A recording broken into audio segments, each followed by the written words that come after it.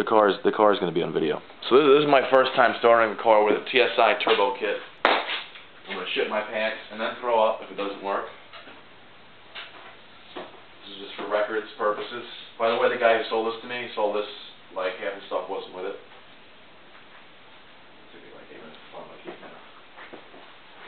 Alright. What the fuck are the keys, dude? Is that down? No, yeah. Probably in it, so. Oh, they're in here. Alright. Here we go.